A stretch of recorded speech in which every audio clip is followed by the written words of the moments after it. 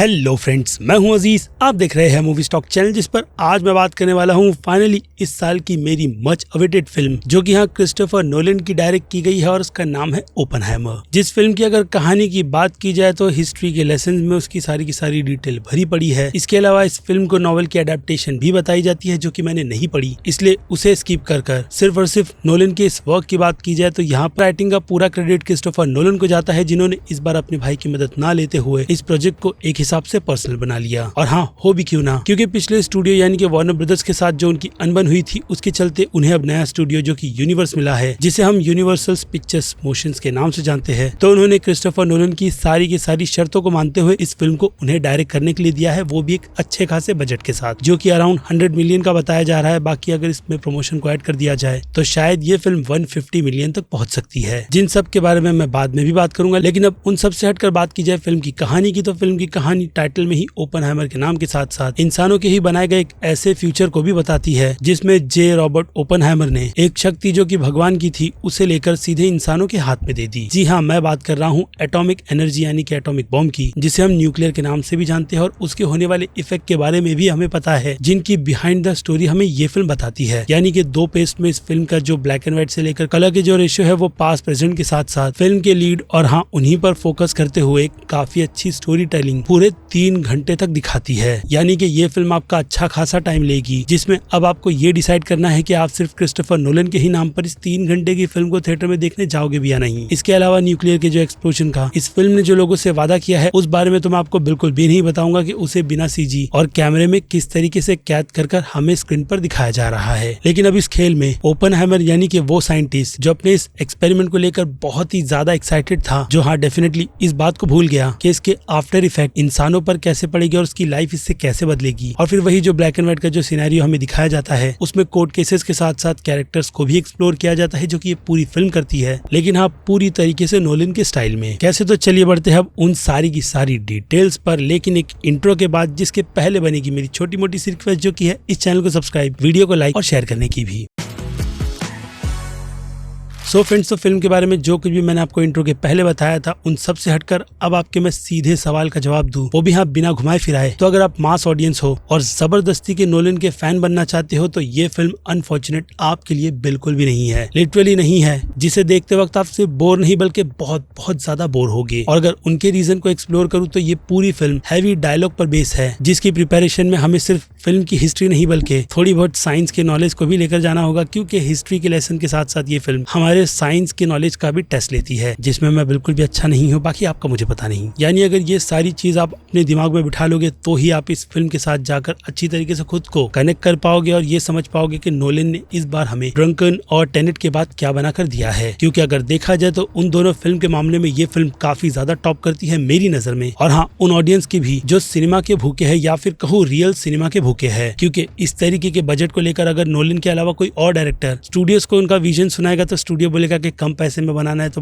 भाड़ में जा। लेकिन नोलन ने अपने अच्छे बजट को यूज करते हुए जो नो सीजीआई की भी बात की गई थी, और इसी के साथ साथ उस तरीके के वर्क को फिल्म की क्लीनिंग के तौर पर भी यूज किया जाता है। तो अगर उन सब में मैं नोलन पर ट्रस्ट करूं, तो उन्होंने एक मास्टरपीस बनाई है, जिन मास्टरपीस की तारीफ मैं इसकी सिनेमाटोग्राफी, फोटो और जो जूम के आईएमएक्स कैमरे के एंगल है, उनकी डिटेलिंग के मामले में ये फिल्म हमें थोड़ा ब्लरी सा लुक देती है, या फिर कहो कि न्यूक्लियर एक्सप्लोजन के साथ साथ जो धूल मिट्टी उड़ती है, कुछ उसी तरीके के ग्लॉसी लुक को इस पूरी फिल्म की स्क्रीन पर यानी कि आईएमएक्स की स्क्रीन पर दिखाया गया है। बाकी फिल्म यूए है, आर रेटेड का टॉपिक सेंसर बोर्ड वालों ने पूरी तरीके से निकाल कर फेंक दिया। प्रीमियर पर सुना है कि मैंने दिखाया गया था, लेकिन अनफॉर्चुनेट मुझे वो सीन कहीं पर भी नजर नहीं आया। यानी कि ये फिल्म आप अपनी फैमिली के साथ भी देख सकते हो, लेकिन फैमिली दूर रखो अगर वो लोग नोलन की इस तरीके की यानी कि ड्रामा हिस्ट्री बेसिस फिल्म नहीं देखते हैं, तो वरना आप थिएटर में बोर होगे और एक पॉइंट ऐसा भी आएगा कि आप फिल्म को छोड़ करके चले जाओगे। लेकिन अब जो बात मैंने क्लियर कर दी है, उससे हटते हुए फिल्म की तारीफों पर आ जाए, तो वही सुनने के लिए आप आए हो और मैं वही करूंगा। एक चीज को कोट करते हुए कि जिन लोगों की प्रॉब्लम नोलन की फिल्मों के साउंड को लेकर होता है, कि उनकी फिल्म को साउंड और जो लोग बोलते हैं उसके साथ इतना ज्यादा मर्ज कर दिया जाता है कि कई पॉइंट्स पर एक्टर्स क्या बोल रहे हैं स्क्रीन पर आपको साउंड के चलते वो चीजें सुनाई नहीं देती। तो हाँ, सबटाइटल की मदद से भी यहाँ पर उन चीजों को रखा गया है। लेकिन नोलन की फिल्मों की मुझे बहुत ज्यादा आदत है, और अगर उनका ये तड़का ऐसी रियल फिल्मों में डाला जाए, तो बैकग्राउंड में कई लोग बोलते हैं, जो कि रियल लाइफ में भी होता है, जैसे कि कैमरा आपके मुंह पर आ जाए माइक लेकर के, और रिपोर्टर आपसे क्वेश्चन करने लगे तो आप थोड़ी देर के लिए ब्लर हो जाते हो। तो कुछ उसी तरीके का एक्सपीरियंस आपको ये फिल्म देती है। यानी बैकग्राउंड में चल रही कई सारी वॉइस जो क्या बोल रही है क्या नहीं वो हमें बिल्कुल भी क्लियर ढंग से समझ नहीं आता, लेकिन जो लीड एक्टर कोई भी बात कर रहे हैं उन सभी की बातें और इमोशनल तक से हम अच्छी तरीके से कनेक्ट हो जाते हैं। बाकी बात रही कैमियोस की या फिर कहो बड़े बड़े एक्टर्स के स्क्रीन पर दिखने की, तो दोस्ती के नाम पर नोलन के कई सारे पुराने एक्टर्स आपको स्क्रीन पर नजर आ जाते हैं, छोटे से रोल में ही सही, वही यहाँ छोटा मोटा सा सरप्राइज करते हुए। लेकिन हाँ कई सारे दिग्गज एक्टर्स को भी कोर्ट रूम कह लो या फिर कई सारे सीन में खास करके कोर्ट रूम में बैकग्राउंड में बस ऐसे ही बिठा कर रखा गया है कि आपको कोई भी डायलॉग नहीं बोलना, बस स्क्रीन पर दिखना है ताकि हम उन्हें बैठ करके कोट करें। और ये चीज शायद एमिली ब्लंट के कैरेक्टर के साथ में बहुत ही अच्छी तरीके से होती है, जिस हिसाब से आपको उनका कैरेक्टर याद रहेगा। यानी फिल्म की फीमेल लीड का कैरेक्टर बहुत ही ज्यादा स्ट्रॉन्ग है, जैसा ऑब्वियसली उन्हें नोलन की फिल्मों में होना चाहिए। और बात रही फ्लोरेंस पेग की, तो वो स्क्रीन पर थोड़ी थी और जो चीजें थी यानी कि कुछ जो होने वाला था उसे काट करके उनके और छोटे से रोल को और भी काफी ज्यादा छोटा कर दिया गया, जिससे मैं पर्सनली डिसअपॉइंट हुआ हूँ। और फिर इससे हट के बात कर ले फिल्म के लीड यानी कि किलियन मर्फी की, तो उनकी परफॉर्मेंस तो हर बार स्क्रीन पर चार चांद लगाती ही है। भले से ही कई सारे सीन में सिर्फ वो कैरेक्टर को दिखा करके कुछ समझाने का भी पोस्चर क्यों ना हो, उसे भी ये फिल्म अच्छी तरीके से कैप्चर करती है,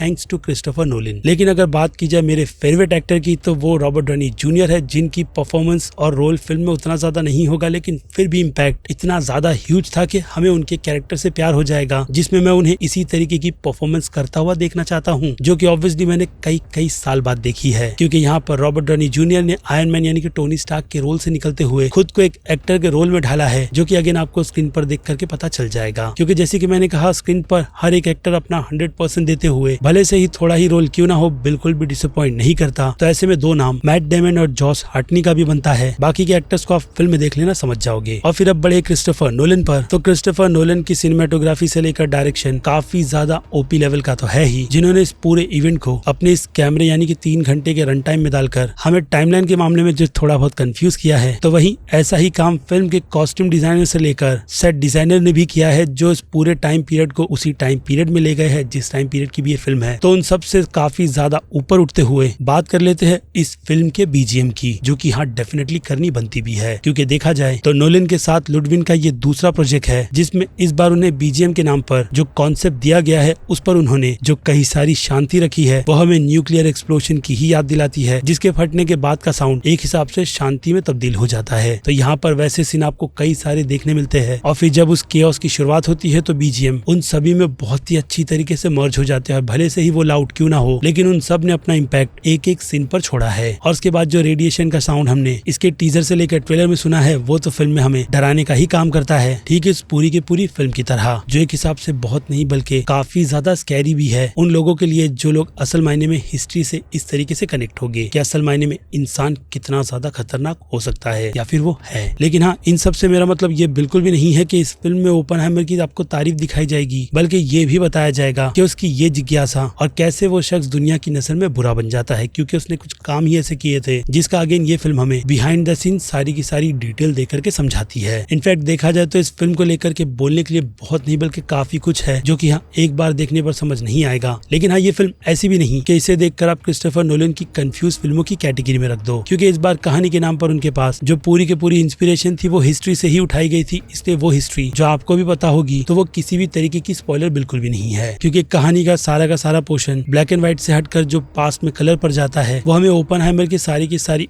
उस डिटेल्स को बताती है जहां वो अपने प्रोजेक्ट को लेकर के बहुत ज्यादा सीरियस था। खैर, अब इसके बारे में जैसे कि मैंने कहा जितना बोलूं उतना कम है, इसलिए अब उससे हटकर सीधे बात कर ले इस फिल्म की रेटिंग्स की कैटेगरी की। तो एक्शन के लिए ये फिल्म 5 में से सिर्फ आधा स्टार डिजर्व करेगी। क्यों, वो तो आपको फिल्म देख करके पता चल जाएगा। इसके अलावा ये फिल्म ड्रामा और सिर्फ ड्रामा पर ही बहुत ज्यादा फोकस करते हुए कॉमेडी में इस फिल्म की कैटेगरी को दिलाती है 0 स्टार। और फिर बात रही फिल्म के ड्रामा की, तो उनमें कई सारी चीजों को ऐड किया जाएगा जिस पर मैं ऑलरेडी बात कर चुका हूँ। यानी ड्रामा के लिए ये फिल्म मेरी नजर में 5 में से 5 स्टार लेगी। जिसके बाद बात की जाए फिल्म के सस्पेंस की, तो वो हमारे लिए किसी भी तरीके का सस्पेंस नहीं है, यानी कि मैं फिल्म की कहानी की जो बात कर रहा हूँ वही। लेकिन फिर भी क्रिस्टोफर नोलन का ये डायरेक्शन आगे क्या होगा उसकी हमें, वो कहते हैं ना कि अंदर से उम्मीदें जगाते हुए यही सोचने पर मजबूर करवाता है कि हाँ आगे होगा क्या। इसलिए उसे ही ध्यान में रखकर मैं इस फिल्म को इस कैटेगरी में 5 में से 4 स्टार की रेटिंग दूंगा। जिसके बाद बात की जाए फिल्म के हॉरर थ्रिल की, तो फिल्म में हॉरर नहीं है, उसे खिड़की से निकाल कर बाहर फेंक दो, जिसके लिए बनेगी 0 स्टार। लेकिन बात की जाए फिल्म के थ्रिल की, तो बीजीएम के साथ साथ कैरेक्टर्स के डायलॉग्स, उनकी टेंशन जिसका बम्बार इस पूरी फिल्म ने क्रिएट किया है, उसके लिए तो बनते हैं 5 में से 4.5 स्टार। लेकिन याद रहे ये मैं नोलन की फिल्म के हिसाब से दे रहा हूँ, जिसमें अगर आप उनके फैन हो तो आपको पता चल जाएगा कि थ्रिल का लेवल नोलन की फिल्मों का कैसा जैसा होता है, लेकिन बाकी दूसरी ऑडियंस के लिए फिल्म कंफ्यूज्ड है, जिनमें अब सीधे बड़े मास ऑडियंस पर। तो अनफॉर्चुनेट मास ऑडियंस इस फिल्म को देखते वक्त पूरी तरीके से बोर होगी, जिन्हें मुझे लगता है कि इस फिल्म से दूर रहना चाहिए, वरना उनकी नजर में ये फिल्म सिंपल सा B- का स्कोर करेगी, जिसे अगर वो लोग देखेंगे तो भी चलेगा, इग्नोर भी कर दिया तो भी ठीक रहेगा। बाकी जो IMAX का हवा बनाकर रखा गया है वो उनकी नजर में भी किसी काम का नहीं है, इसलिए वैसी ऑडियंस इस फिल्म को सीधे आपको OTT पर देखने की रिकमेंड देगी, जिनसे मैं बिल्कुल भी ना एग्री करते हुए अपनी रेटिंग में उस पर थोड़ा बहुत डिस्कशन कर लूंगा। लेकिन अब आ जाए क्रिटिक्स पर, तो क्रिटिक्स की राय इस फिल्म को लेकर के बिल्कुल परफेक्ट स्कोर करवाती है, यानी कि सीधे सीधे A+ का, जिनसे पूरी तरीके से एग्री करते हुए मैं भी इस फिल्म को A+ की कैटेगरी में रखूंगा। क्योंकि ऑब्वियसली मैंने जैसे कि कहा, ये फिल्म एक रियल सिनेमा है, जो कि हमें नोलन के जज्बे के साथ साथ उन लोगों में भी जज्बा जगाते हुए दिखाती है कि कैसे अगर आपका बिलीफ रियल सिनेमा पर है तो उनकी बनावट आपको कैसे बना करके ऑडियंस को देनी है, जिसे मैं अपनी भाषा में प्रेजेंटेशन कहता हूँ। यानी इस फिल्म को देखते वक्त जो मुझे अंदर से खुशी मिली है, वो खुशी मैं आपके साथ तो नहीं बांट सकता, लेकिन आपको इस वीडियो में बताते हुए जो कुछ भी डिटेल मैंने बताई है, उससे अब बनती है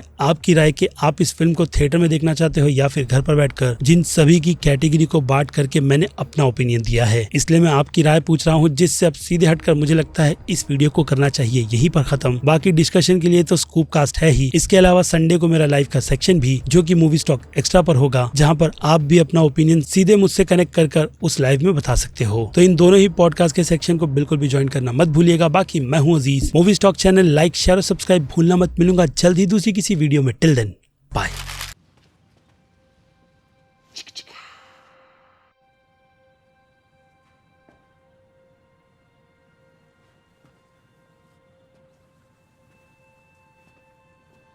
You're still here.